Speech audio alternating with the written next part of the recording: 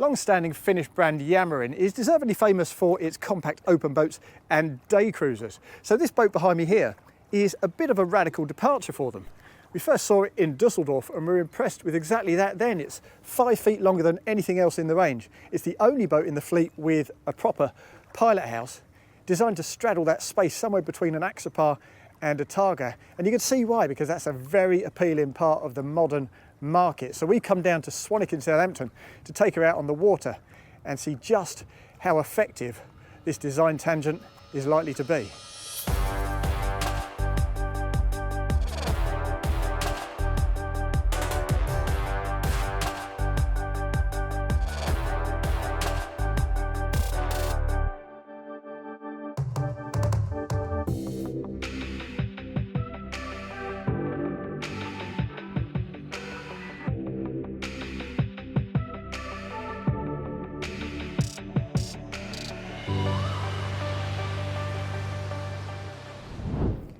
Now, as we make our way towards the back end of this boat down the pontoon, there are already some design elements that are quite pleasing here.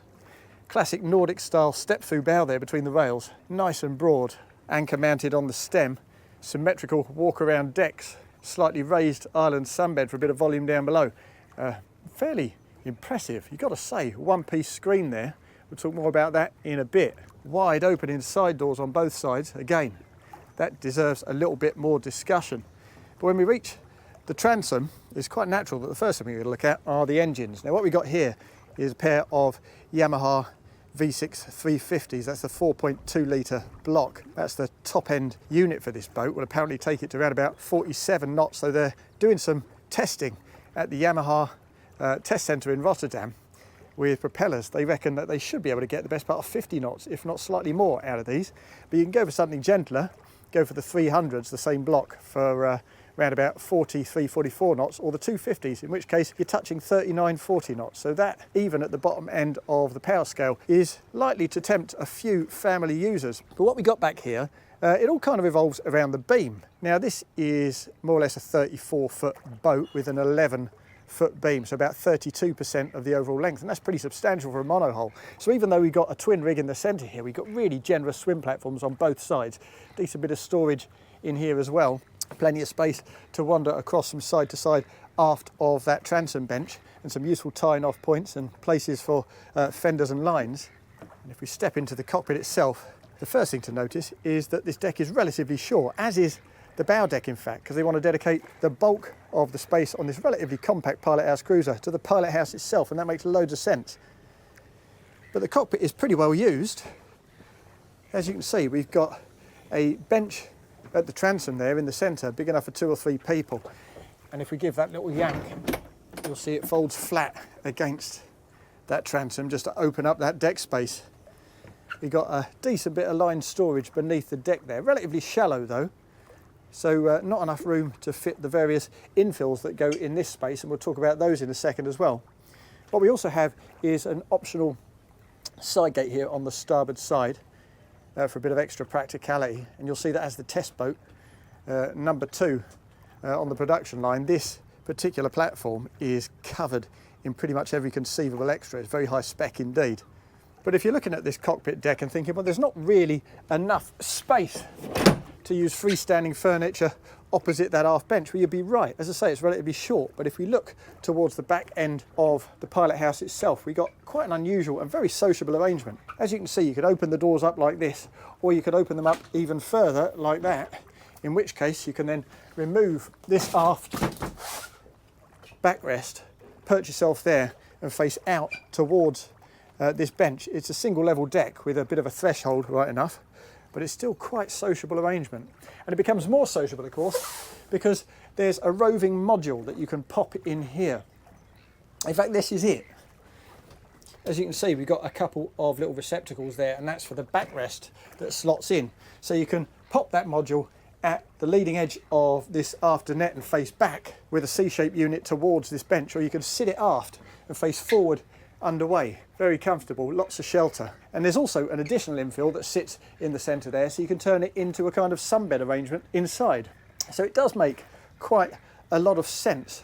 But as I've intimated already, I'd quite like to see specific spots to put the various infills, because as things stand, there's a space beneath the lounge down below, further forward, for one of those elements. Another space inside this unit here, if I pull on that, you'll see the cantilever hinge allows you to keep the cushion in place. And here's that backrest with those rods that slot into these sections here that I talked about.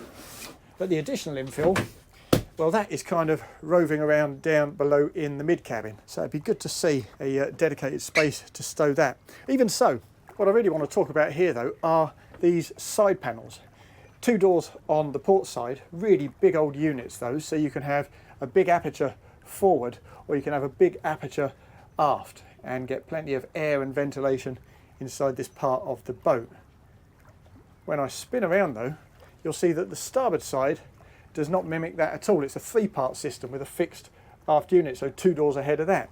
And at the Düsseldorf boat show, when I first saw that, I kind of lamented the fact we couldn't open it right up aft, but actually it makes loads of sense, because as you can see with the alternative solution they've got here, 2 parts and then a fixed part aft, you can slide it further aft, which means that even when you've got a skipper and co-pilot perched in here at the helm, you can still make your way very easily in and out from that starboard side deck. So that's a really good solution. We'll pop out there now and face forward towards the foredeck. As you can see, we've got really good grab rail on the upturned mouldings of that roof structure. It's kind of Axopar style, it works beautifully. Plus an inset rail in the gunnels there. A couple of steps up to the foredeck. And when we get there, well, as I say, this is relatively short too, maybe about, what is that, about 4.5, 5 feet at most for that raised island sunbed. A couple of drained cup holders on either side and obviously a hatch.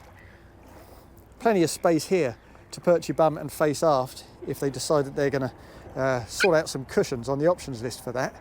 Potentially even space for a freestanding table.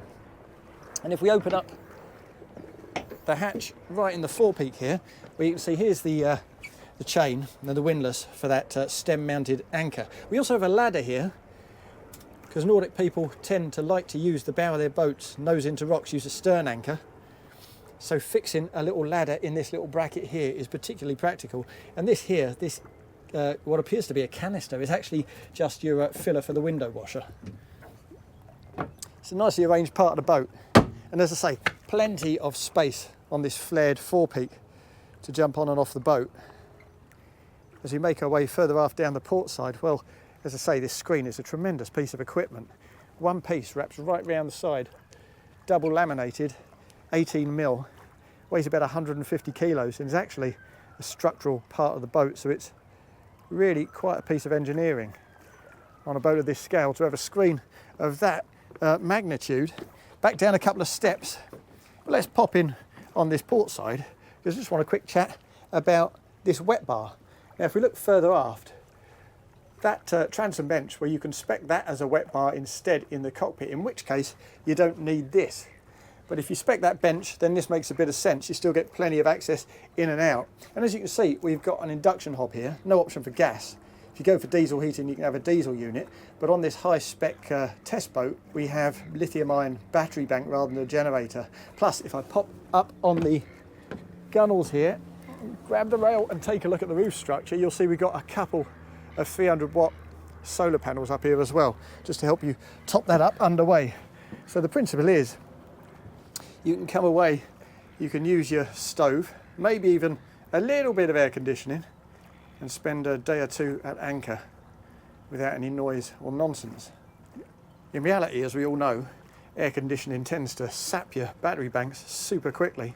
But of course, with these massive side doors, this big aft aperture, and the optional opening sunroof above our heads there's certainly no shortage of ventilation and air running through this boat, even on a relatively still and relatively warm day like today.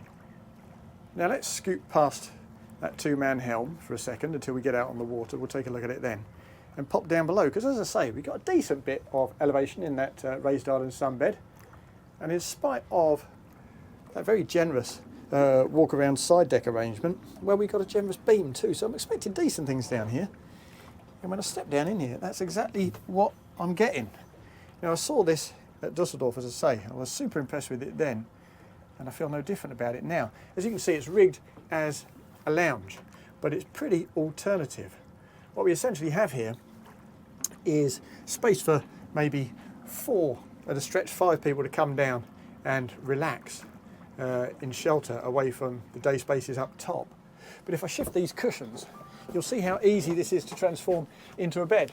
Because what we essentially have in the forepeak there is an upholstered block. And all I have to do is grab the handle, pull it aft, and drop it into that space. And there you have it. Give it a whack. And what we have within about, I'd say, 5 or 6 seconds is a very sizable double bed. It's particularly useful, of course, because this means we don't have to find additional storage spaces for the various infills. And if I just pull that back out of there and put it back in position as a lounge, you'll see that when I've shunted it back, well, it's the perfect space behind there just to dump all your bits and bobs, your linens, your pillows, your sheets and so on, out of sight without clogging up your storage spaces until you need it again at night time. So that is a really effective solution, and particularly effective because, of course, this is where the deck head stoops as those side decks wrap around the forepeak, so you wouldn't be able to sit upright in that space anyway. So it really does make good sense. It's a comfy spot, very well conceived indeed. What's less well conceived is this little bench on the port side. We've got a couple of cushions there, and that's advisable because, as you can see, we've also got a little storage tray which juts out and sort of stabs you in the lower back. And we've also got that side deck up above, which, as you can see, is in pretty much the perfect position to whack you in the back of the head when you attempt to use these seats. So they're seats for small children at best who don't mind a bit of pain. Now let's just kick all these cushions back out of the way and take a look at the day heads. Just one bathroom, of course. This is, after all, only a 34-foot boat. And as you can see, when we open that door, where we got a nice big mirror on the back of the door, a decent access point. I don't have to stoop to get in there at all. Pretty good headroom. If I stand inside there, about 6 feet to play with. A good size of vanity unit, an electric toilet. And if we stoop down in here, I think this, yeah, is the optional shower fitting. So you can use it as a wet room. Good size of window and some high-level storage as well. It's not a huge space, but it's very nicely executed. And of course, that's not the end, because we've already mentioned the mid-cabin, and here it is. Excuse all my equipment, and excuse that infill. As I say, I've looked pretty hard for a space to pop it, and I can't really find a decent one, so here it is. As you can see, it runs fore and aft in the centre of the boat, so no natural light. These are panels that give you access to engineering spaces on both sides. But it's a really good scale, really good size. Even in terms of the deck head, it feels quite bright and fresh with that ambient lighting on either side. And there's just about enough room up at the head end to perch yourself up on some pillows and have a little read in bed. As you can see, there is a power point here, at what I guess would be the head end in terms of its design. Certainly there's a reading light up here. But actually, this is only boat number 2, so in addition to that power point, there's another one in the aft lounge, and not many aside from that, so they're looking at integrating several more to make your life a bit easier. And they're looking at changing this too. It's quite a big drop from deck level in that saloon down to deck level in this cabin. At the moment we've only got the one step, so they're going to integrate 2 instead, just to make it simpler to get down in here. But already, though it's boat number 2, you've got to say the flow of traffic around this boat, the space, the ergonomics feel very strong indeed.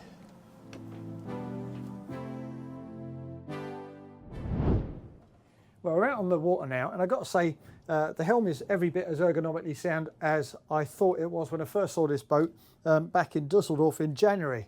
Now, we've got a 2-man position here with bolsters and armrests. That in itself is quite pleasant. We also got a push button system on the side here for adjusting it fore and aft. So there's a decent bit of travel there as well, particularly as it doesn't, as is so often the case, butt up against a galley. There's a good bit of space behind that. We also got an adjustable wheel and an extremely sexy one, I have to say. A couple of 16-inch plotters up here on the main tier of the dash. I think one's standard, an additional one optional. And we've got kind of offshore Scandinavian Pilothouse style setup up here above the windscreen as well, with some additional data displays, just to clean up the dash a little bit.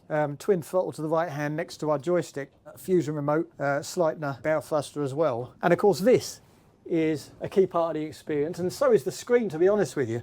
Plenty of ventilation here, plenty of space for me to straddle this side deck and operate the joystick.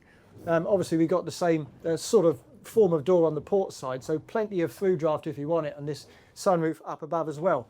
Excellent visibility from the screen. I've got to say, where it curves at the corners, it kind of makes me feel a shade tipsy because it kind of distorts your vision through there. But it's certainly lovely to have that degree of openness and that degree of light and that degree of visibility. This is something else I didn't notice at the show. The dash top lifts up and there's a good size of storage tray in there. No power points as yet, but as I intimated earlier, I think Yamarin are going to factor some additional power points in so you can charge your gadgets in here while you're underway. And we got the battery switches in here, which I've not seen before, but I like that.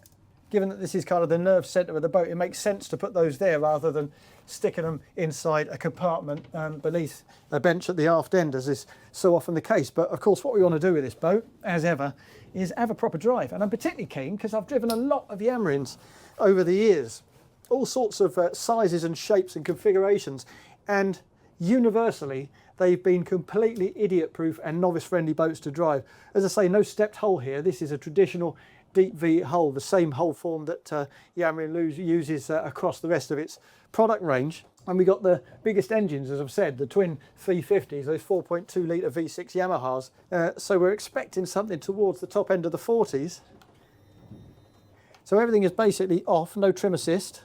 We do have Seakeeper ride system on this boat, but I've deactivated that as well, so we can actually feel the boat and what it's doing. Sadly, there's no real sea state here today. Maybe a force 2 wind, but absolutely dead flat water, very calm indeed, pretty much slack tide. We'll get her up and underway very slowly. As we do so, it's worth noting there is a bit more movement in terms of tracking when you're off the plane. So many of these modern Nordic style day cruisers with the reverse bows, that elongates the waterline length and just settles down that stability in terms of your movement when you're going up and down the channel. It's nice and secure. You do have to correct the wheel a little bit with this boat. As we push onto the plane though, well, she seems to plane at relatively low speeds quite comfortably, around about 16 knots, which is quite a useful trait. And as we push on through and lift those legs, well, as you can see, there's plenty of grunt. We'll keep pushing her right through to the top end and see how we do. Up towards 5,900 RPM, we're seeing 45, just touching 46 knots. Trim her out a little further. Well, it's very easy, as I expected, and it's very comfortable. What we'll do then is have a little play, trimming those legs again, and we'll spin around to the starboard side first. Loads of visibility.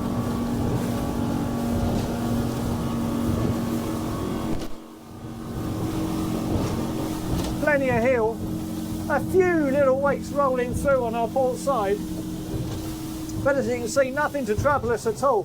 What little impact we do get is softened out nicely by the ride of this deep V hull, and just as on every other Yamarin I've ever driven, it does feel very novice friendly. We'll do the same to port now. There we go, heeling over. Lots of throttle, a little bit of grip, a little bit of slip, lots of lovely heel, nice and settled. I've got to come down a little bit to see the inside of the ark, but of course if I open up the sunroof, that helps a bit. And there we are, back on the plane. Now if I settle her down a little bit, the fuel efficiency is quite interesting too. Everything from 25 to 35 knots.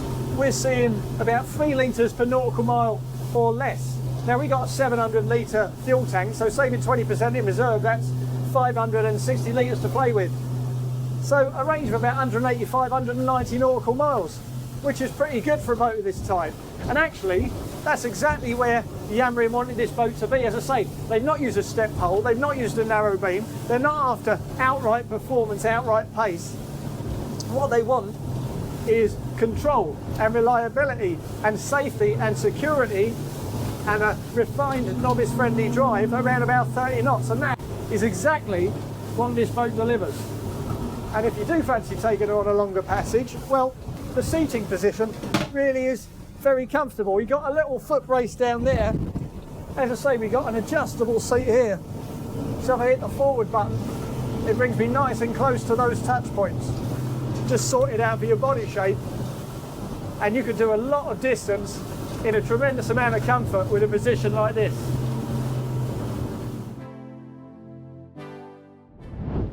When I first saw that boat in Düsseldorf, I did wonder whether the elevation of that lofty Pilothouse might spoil the driving dynamics that I've come to know and love from the Yamarin range in the past. But absolutely no such thing has occurred. That is a properly well sorted driver's boat, a very novice friendly driver's boat. And in terms of what else it delivers, by the extra 5 feet, that Pilothouse, the 2 cabins, the separate heads compartment, the convertible furniture at the back end of that Pilothouse, it all kind of comes together to generate a platform that is far more versatile than any Yamarin of the past.